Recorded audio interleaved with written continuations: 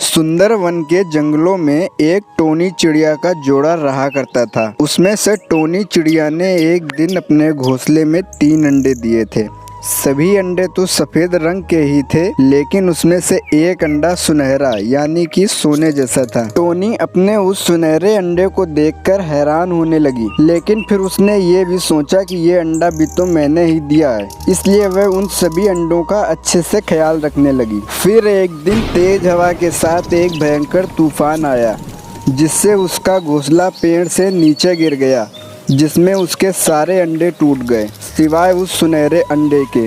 अपने टूटे अंडे देखकर वह बहुत दुखी हुई और बोली, हे भगवान, मैंने कितने मुश्किल से अपना घर बनाया था, जिसमें से मेरे इतने छोटे छोटे अंडे और उनमें मेरे अजन्मे बच्चे थे। ये सब कुछ खत्म हो गया है क्या?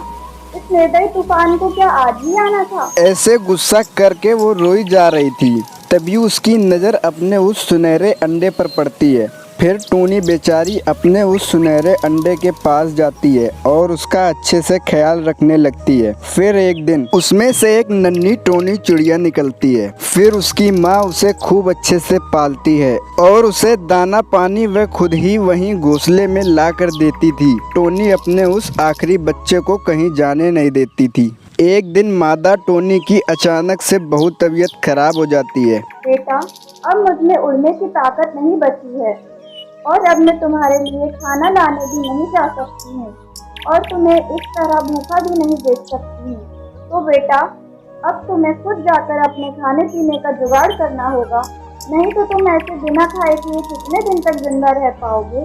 पर माँ, मैं इस घोंसले के बाहर कभी नहीं गई हूँ और मुझे तो पता भी नहीं कि कहाँ जाना है। और वह अपनी बिगड़ती हुई हालत को ना देखते हुए भी मजबूरी में अपने बच्चे के लिए खाना लेने गई। आप कितनी बीमार हो और मैं भूखी ना रहूं, इसलिए आप मेरे लिए इतने दूर जाकर खाना लेकर आईं। आज अगर मैं कहीं नहीं जा पा रही हूँ और उड़ नहीं पा रही हूँ, तो इसका कारण आपका लाड़ प्यार है। आज मुझे ये समझ में आ गया है।